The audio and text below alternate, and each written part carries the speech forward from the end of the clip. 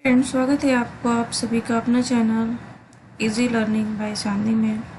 तो फ्रेंड्स, यहाँ पे आज हम बात करने वाले हैं जीन पियाजे, जो अभी फ़िलहाल एग्ज़ाम्स इस साल होने वाले हैं, जैसे सीटेट या यूपी टेट या फिर जो बिहार शिक्षक भर्ती है, इसमें ऐसे क्वेश्चंस बहुत इंपॉर्टेंट है फ्रेंड्स। ये जीन पियाजे या वाइगोत्स्की या कोहलबर्ग या थॉर्नडाइक, ये जो जितने शिक्षाविद हैं इनसे क्वेश्चंस ज़रूर बनते हैं फ्रेंड्स। तो चलिए आइए इसके बारे में हम बात करते हैं जीन पियाजे।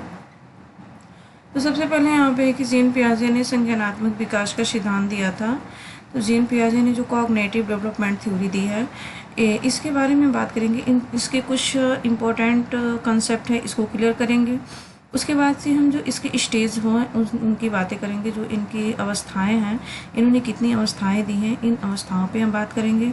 उसमें जो छोटे छोटे कंसेप्ट हैं उसको हम क्लियर करेंगे ताकि हमें एग्ज़ाम में कोई प्रॉब्लम्स ना हो। तो फ्रेंड्स, यहाँ पे हम पहले बात करते हैं कि संज्ञानात्मक विकास के सिद्धांत में जो कुछ इम्पोर्टेंट्स जो पॉइंट्स हैं उनको हम क्लियर कर लें। तो सबसे यहाँ पे पहले बात ये है कि जो जीन पियाजे हैं वो कहाँ के रहने वाले हैं। तो जीन पियाजे स्विट्ज़रलैंड के रहने वाले हैं फ्रेंड। ये एग्ज़ाम में क्वेश्चंस यहाँ से भी कभी कभी पूछ लिया जाता है, लेकिन इतना नहीं पूछता है। तो स्विट्ज़रलैंड, फिर भी हम अपनी जानकारी के लिए इसे हमें जानना बहुत ज़्यादा ज़रूरी है। तो जीन पियाजे स्विट्ज़रलैंड के मनोवैज्ञानिक थे। और यहाँ पे है कि नेक्स्ट पॉइंट है कि पियाजे का मानना है कि जैसे जैसे बच्चों में जैविक परिपक्वता, जैसे कि बायोलॉजिकल मैच्योरेशन आती है, वैसे वैसे वस्तुओं के बारे में अपने दिमाग में कंसेप्ट बना लेते हैं। तो ये जो है फ्रेंड्स, यहाँ पे इन्होंने ये बातें बताई हैं कि अगर बच्चों के जैसे जैसे हम उनके जो जैविक परिपक्वता डेवलप होती है, वैसे वैसे वो वस्तुओं के बारे में वो क्या करते हैं, अपने दिमाग में कंसेप्ट बना लेते हैं। तो पियाजे के अकॉर्डिंग नेक्स्ट पॉइंट है कि पियाजे के अकॉर्डिंग बच्चे सक्रिय ज्ञान, ये बहुत इंपॉर्टेंट है, सक्रिय ज्ञान निर्माता तथा नन्हे वैज्ञानिक हैं।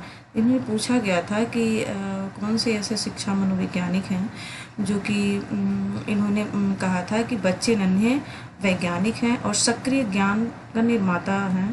तो उन्होंने जो है इसमें ऑप्शन यही इस पे होगा फ्रेंड्स कि जो जीन पियाजे हैं इनकी थ्योरी में यही है कि ये बच्चों के बारे में बच्चों को बताए हैं कि बच्चे जो है सक्रिय ज्ञान के निर्माता हैं और नन्हे वैज्ञानिक इन्होंने ही कहा है, जो संसार के बारे में अपने सिद्धांतों के बारे में रचना करते हैं। तो अब आते हैं फ्रेंड्स, हम यहाँ पे नेक्स्ट पॉइंट के बारे में बात कर लेते हैं। नेक्स्ट पॉइंट है हमारा यहाँ पे कि पियाजे के अकॉर्डिंग पियाजे के अकॉर्डिंग बच्चों की थिंकिंग एडल्ट से प्रकार में अलग होते हैं, ना कि क्वांटिटी में। कहने का मतलब यहाँ पे है कि जो पियाजे के अकॉर्डिंग पियाजे ये कहते हैं कि बच्चों की जो थिंकिंग होती है एडल्ट से प्रकार में, टाइप में तो अलग होती है, लेकिन जो क्वांटिटी होती है उनमें सेम होती है फ्रेंड। जो एडल्ट में होता है वो बच्चों में होती है, क्वांटिटी उतना ही होती है, लेकिन जो थिंकिंग होती है, जो उसने सोचने की क्षमता होती है, वो अलग होती है किससे, एडल्ट से। अब आते हैं यहाँ पे, ये भी क्वेश्चंस एग्जाम में बने हुए हैं सीटेट के एग्ज़ाम में। अब आते हैं यहाँ पे हमके कुछ कॉन्सेप्ट हैं जो कि इसको हम क्लियर कर लेते हैं कि कंसेप्ट ऑफ कॉग्निटिव डेवलपमेंट के बारे में है। तो यहाँ पे है कि अनुकूलन, सबसे पहले अनुकूलन जान लेते हैं कि अनुकूलन जो एडॉप्टेशन होता है वो क्या है। तो यहाँ पे है कि वातावरण के अनुसार अपने आप को ढालना अनुकूलन कहलाता है। इसकी दो प्रक्रियाएं होती हैं अनुकूलन की। एक तो पहला होता है यहाँ पे आत्मसात्करण होता है, एसिमुलेशन जिसको हम कहते हैं।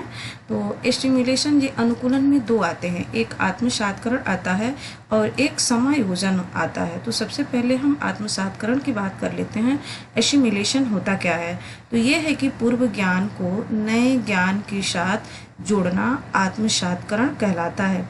जैसे पहले अगर कोई बालक ब्लैक कलर का डॉगी देखा होता है तो वो जानता है कि इसके 4 पैर हैं, इसके जो है 2 आँखें हैं, 2 कान हैं, ये सारी चीज़ें उसके बारे में ये डॉगी भों भों करता है। तो ये उसको पहले से पूर्व ज्ञान में इसको मालूम है कि बच्चा ये काम, ये जो है ये डॉगी ऐसा होता है और ऐसे बोलता है। लेकिन अगर कुछ ही समय के बाद, कुछ ही देर के बाद अगर सफ़ेद कलर का डॉगी देख लेता है तो उसको थोड़ी सी वो होती है कि ये 4 पैर इसका भी है और इसका भी जो है 2 आँखें हैं और ये भी भों भों कर रहा है, लेकिन ये बस सिर्फ कलर में डिफरेंट है। तो वो बच्चा सोच लेता है कि डॉगी सफ़ेद भी हो सकता है, काला भी हो सकता है, भूरा भी हो सकता है, इसमें कोई वो नहीं है। तो बच्चे पहले ज्ञान को लेकर के पूर्व ज्ञान को नए ज्ञान के साथ जोड़ करके उसे आत्मसात्करण कर लेता है, उसे समझ लेता है। अब आते हैं बात यहाँ पे करते हैं कि जो समायोजन है, जो एकोमोडेशन कहते हैं, ये एकोमोडेशन क्या है कि पूर्व ज्ञान में परिवर्तन करके वातावरण के साथ तालमेल बिठाना समायोजन कहलाता है। अब आते हैं बात करते हैं कि स्कीमा क्या होती है। स्कीमा होती है कि मानव के दिमाग में, जो मानव का दिमाग है फ्रेंड्स, ये मानव के दिमाग में जो चीज़ें पहले से स्टोर रहती हैं, जो पहले से चीज़ें स्टोर होती हैं, वह क्या होती है कि वह उनका प्रयोग करके किसी विषय के प्रति वो क्या करता है कि एक धारणा बनाता है।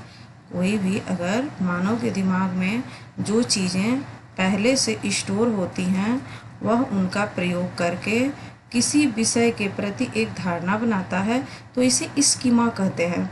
जैसे यहाँ पे है कि मानव शिशु में स्कीमा प्रवृत्ति और प्रतिक्रिया जन्मजात होती है। जो स्कीमा की जो प्रवृत्ति है और जो उसकी प्रतिक्रिया है, तो स्कीमा ये होती है कि कभी भी पूछेगा स्कीमा जन्मजात होती है या अर्जित होती है। अर्जित मतलब कि हम वातावरण में जो सीखते हैं, तो यहाँ पे जो स्कीमा होती है वो जन्मजात होती है, अर्जित नहीं होती है।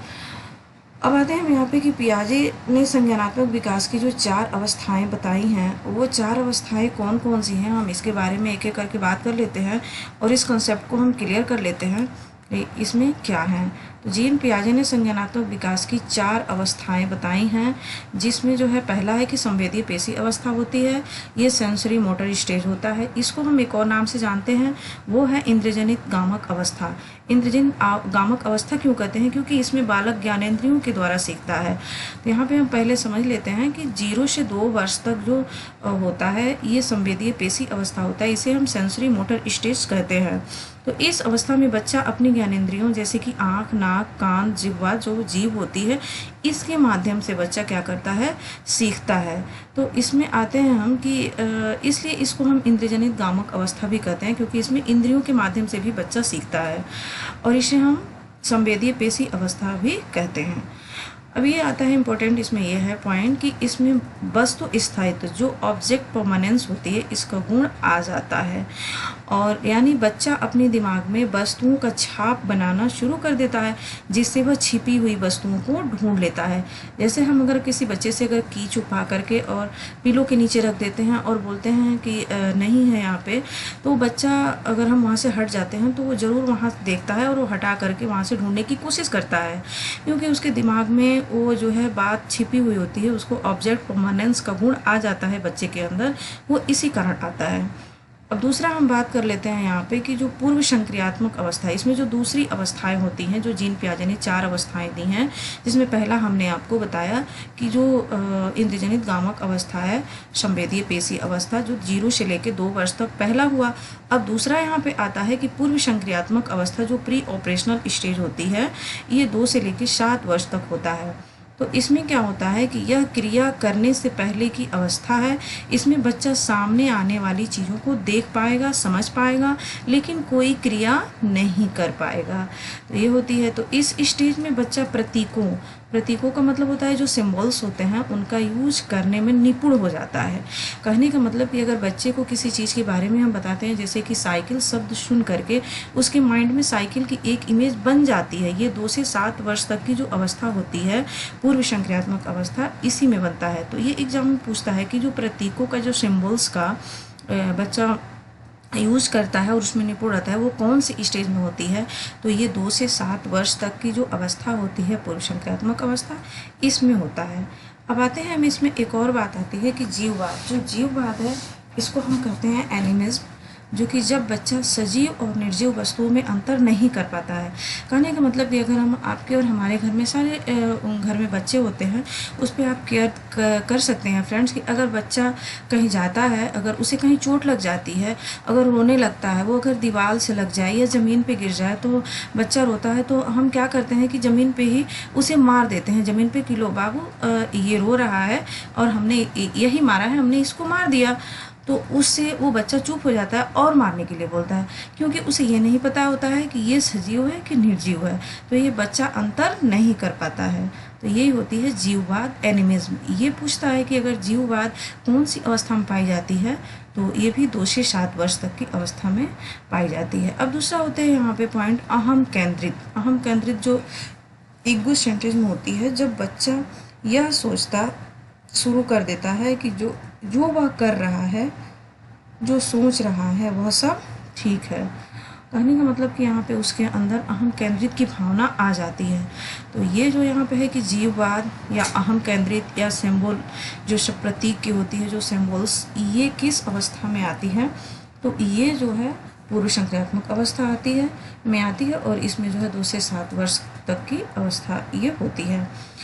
और फ्रेंड्स यहाँ पे अहम केंद्रित आपको आई होप समझ में आ गया होगा कि जब बच्चा यह सोचना शुरू कर देता है कि वह जो कर रहा है, सोच रहा है, वह सब ठीक कर रहा है, चाहे वो गलती करे, सही करे, कुछ भी करे। अगर वो अगर आइसक्रीम खा रहा है या फिर कोई चॉकलेट खा रहा है, तो उसको यही कि मतलब ये हमारा है और ये हम किसी को नहीं देंगे, और जो भी अगर आप उसके सामने लेकर के खा रहे हो तो वो भी आपको लेने की कोशिश करेगा कि वो भी हमें ही चाहिए, आप मत खाओ।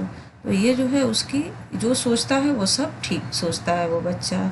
तो ये अहम केंद्रित हो जाता है। अब आते हैं हम कि अपलटावे। इसमें बच्चा वस्तुओं, संख्याओं, समस्या आदि को उलटना पलटना नहीं सीखता है। जैसे कि अपलटावी गुण इसमें आता है, वो पूर्व संक्रियात्मक अवस्था है। ये भी 2 से 7 वर्ष तक की स्टेज में आती है।